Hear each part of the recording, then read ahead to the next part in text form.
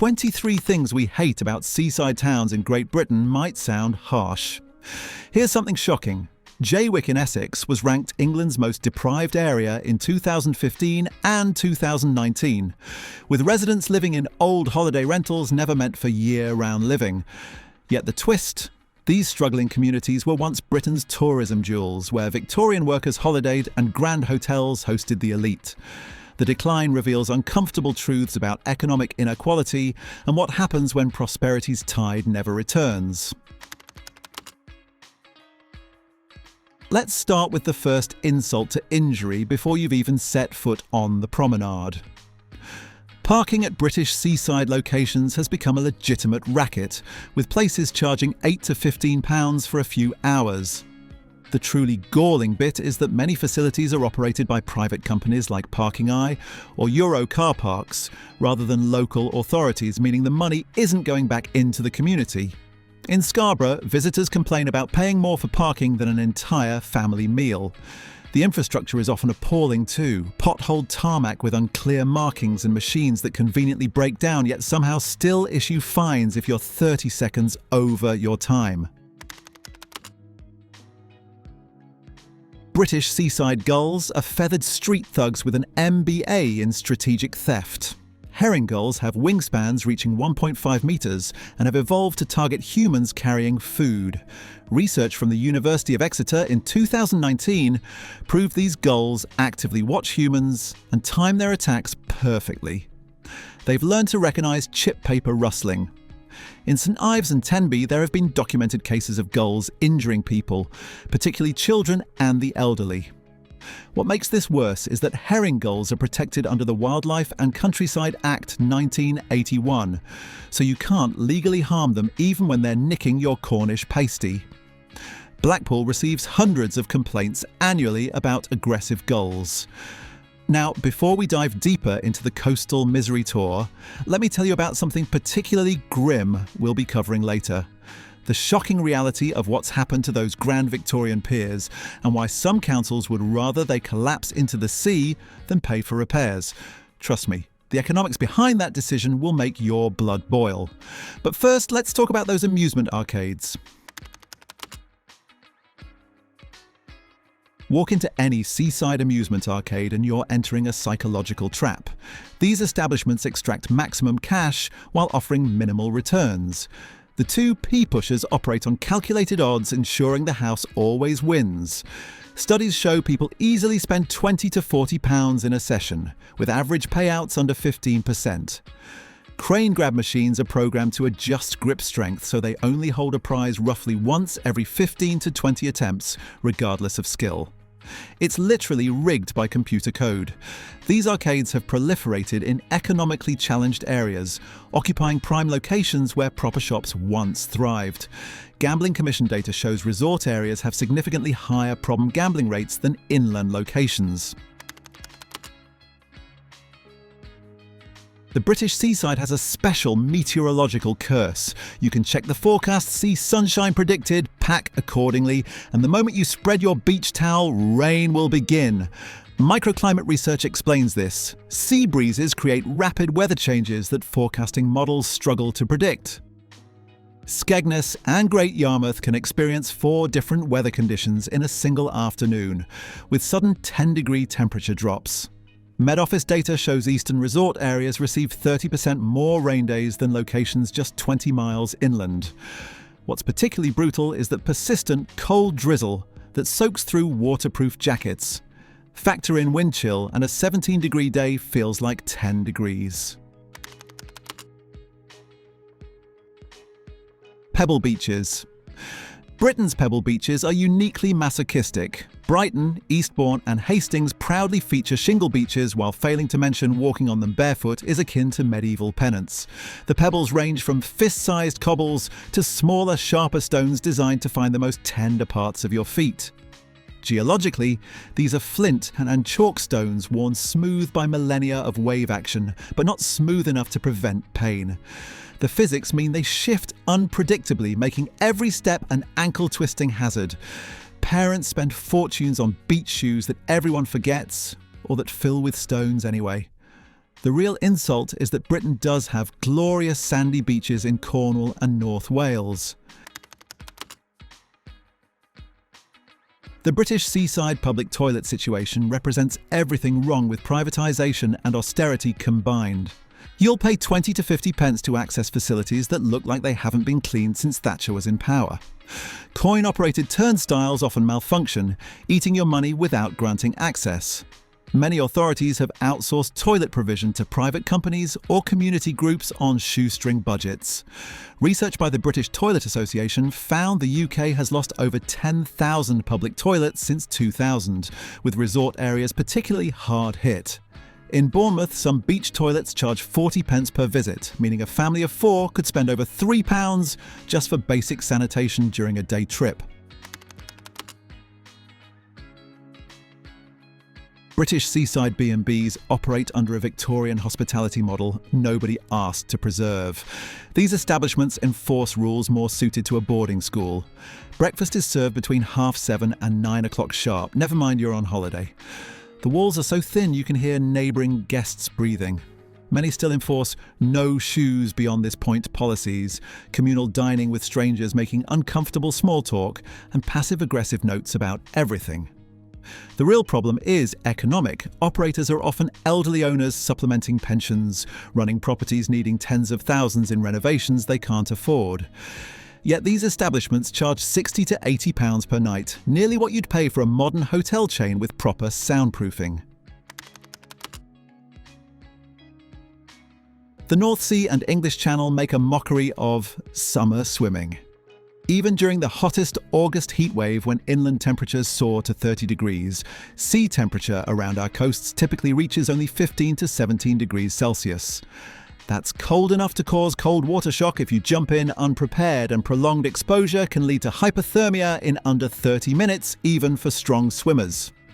The RNLI issues warnings about cold water shock, which causes an involuntary gasp reflex that can lead to drowning.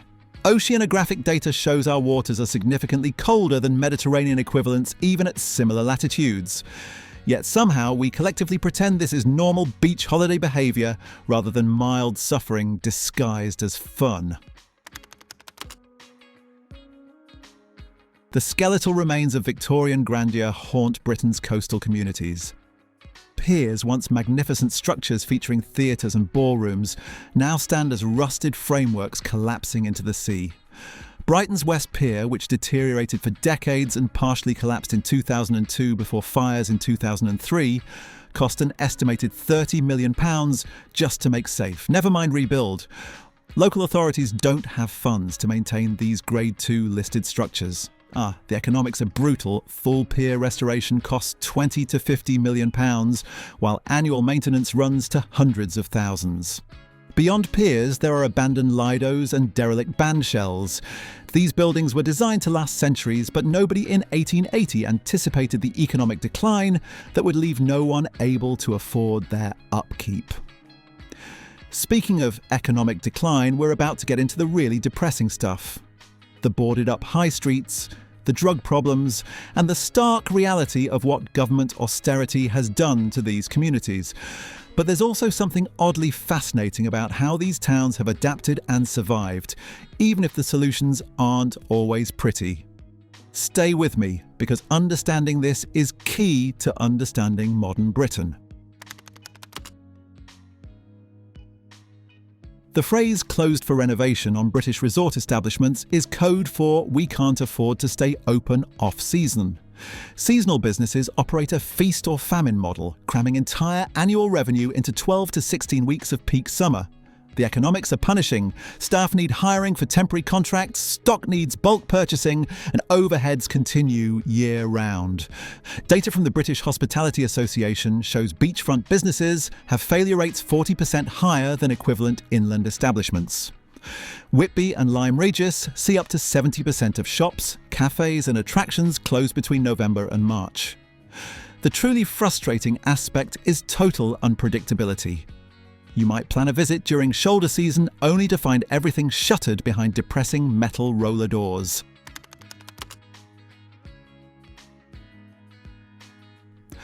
walk down the main shopping street of any struggling resort, and you'll play a grim game of count the charity shops interspersed with bookmakers and vape stores. The traditional retail mix has been decimated. Research by the local data company found these areas have vacancy rates 50% higher than the national average, with some locations like Jaywick and Rhyl seeing vacancy rates exceeding 25%. The businesses that survive tend to be those with lowest rents and margins, charity shops paying reduced business rates, betting shops thriving on gambling addiction, pawnbrokers and pound stores. What you're witnessing is the hollowing out of community infrastructure. These high streets were once complete ecosystems with butchers, greengrocers, independent bookshops, and proper department stores. The cognitive dissonance between resort promotional materials and actual reality could power a small city. Tourist postcards and council websites show sun-drenched beaches, smiling families, and pristine promenades that bear little resemblance to what visitors actually encounter. This isn't accidental. It's the last gasp of destination marketing for places that peaked in the 1950s. Postcards often feature photographs taken decades ago or heavily manipulated images that remove litter, crowds, and decay. The psychological impact on visitors is genuinely jarring. You arrive expecting something approaching the promotional imagery and instead find yourself in what feels like a socio-economic disaster zone. Research shows these destinations have among the highest disappointment ratings precisely because of this expectation gap.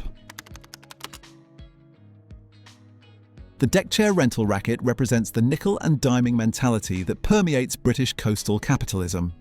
You'll pay £4 to £8 to rent a piece of striped canvas and wood that probably cost £15 to manufacture and will be rented hundreds of times.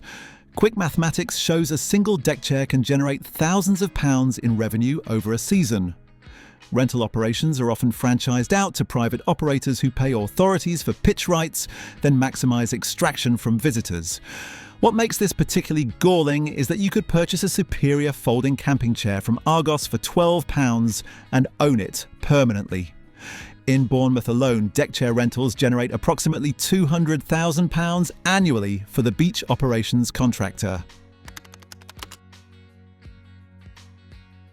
British beach sand possesses supernatural properties, allowing it to permeate every possible surface and remain in your car until the vehicle is scrapped. This isn't paranoia, it's physics. Fine sand particles are approximately 0.1 to 2 millimeters in diameter, small enough to work into fabric weaves and car carpet fibers. The sand situation is compounded by British beach behaviour patterns. We don't typically shower before leaving because facilities are limited or cost money, so everyone gets into vehicles covered in sand and sea salt. This sand then combines with moisture and body oils to form a cement-like substance that bonds to car interiors. The sand works into door seals, under seats, into air conditioning vents and dashboard crevices where it will remain forever. The seasonal employment pattern in resort areas creates a boom-bust cycle that devastates local communities and perpetuates poverty. During summer months, temporary workers flood into these locations, taking minimum wage positions in hospitality, retail, and entertainment. Come September, these jobs evaporate, and workers face 8 to 9 months of unemployment or underemployment. Office for National Statistics.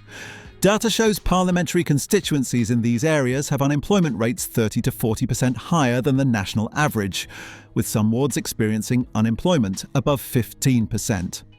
Workers can't get mortgages because their income is inconsistent, they struggle to plan financially, and they're forced onto universal credit during off-seasons, creating a benefits trap. What makes this particularly tragic is that these places were once year-round working communities with diverse economies, including fishing, shipping, and manufacturing. The elegant Victorian seafront shelters, designed as places for holidaymakers to rest and admire sea views, have become open-air drug consumption spaces in many declining locations.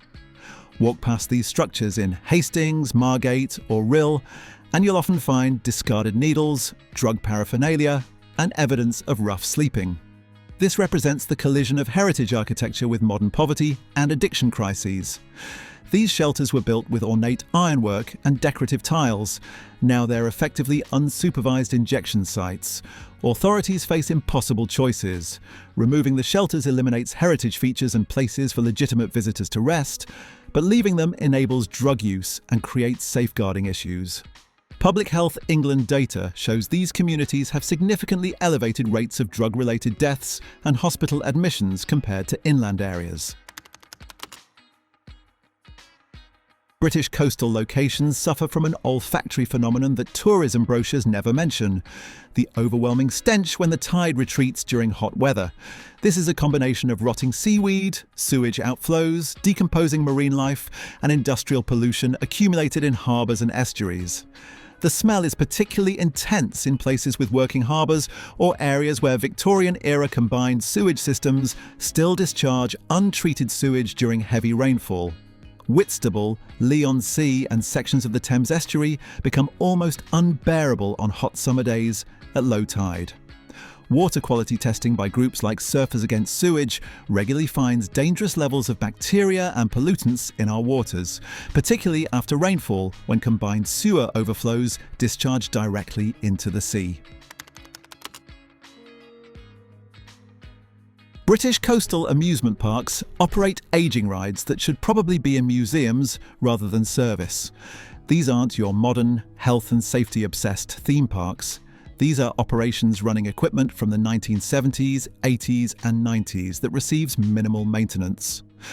While the Health and Safety Executive does regulate amusement rides, enforcement is patchy and some rides slip through inspections.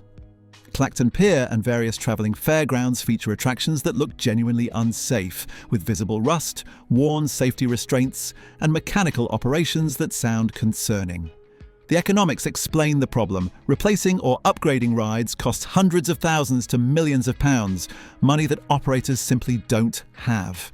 The aesthetic is dystopian: faded paint, missing lights, and equipment that rattles and shakes in ways suggesting imminent catastrophe.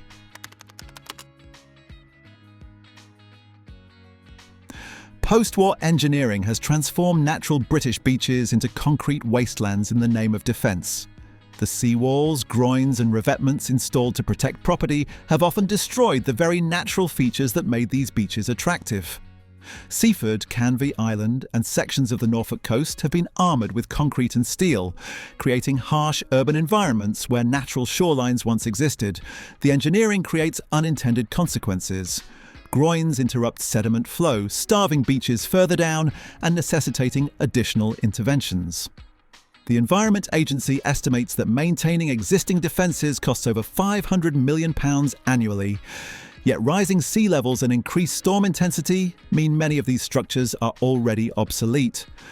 The natural beauty that made Victorian holidaymakers flock to these coasts has been sacrificed to protect property that's often now worth very little anyway.